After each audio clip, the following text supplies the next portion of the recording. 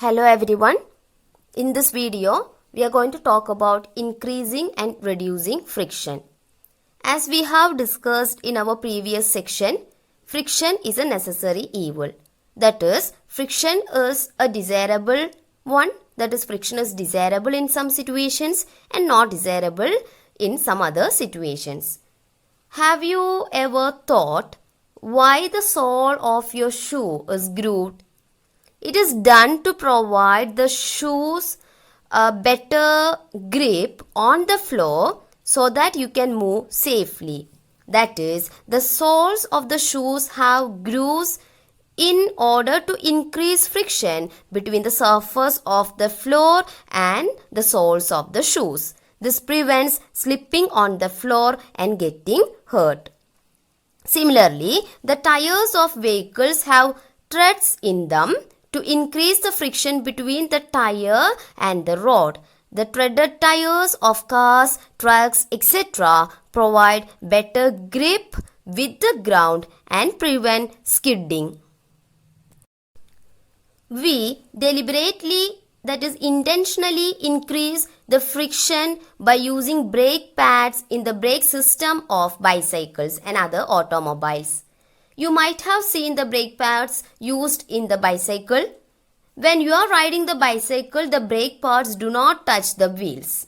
But when you press the brake, what happens when you press the brake lever? The brake pads arrest or stop the motion of the rim due to friction. So the wheel stops moving. You might have seen that kabaddi players rub their hands with soil. By rubbing their hands with soil, they make their hands rough. A rough surface has more friction, so the player gets a better grip while holding the opponent player. However, in some situations, friction is undesirable and we would want to minimize it. Why do we sprinkle fine powder on the carom board? To make the surface of the board smooth, no? That is, the powder makes the surface of the board smooth and hence reduces friction. As a result, the coins and the striker can move easily on the carom board. We often apply grease between the moving parts of bicycle and other machines. To increase the efficiency of a machine, the friction should be minimized. Otherwise, friction produces heat and causes much wastage of energy. When oil or grease is applied between the moving part of the machine, a thin layer will be formed there between the two surfaces. And the moving surfaces 1 and 2 do not directly rub against each other. So there will be a thin layer of that oil or the grease in between the two moving surfaces. So the two moving surfaces, the surface 1 and the surface 2, they do not directly rub against each other. So the movement of this body becomes easier and smooth.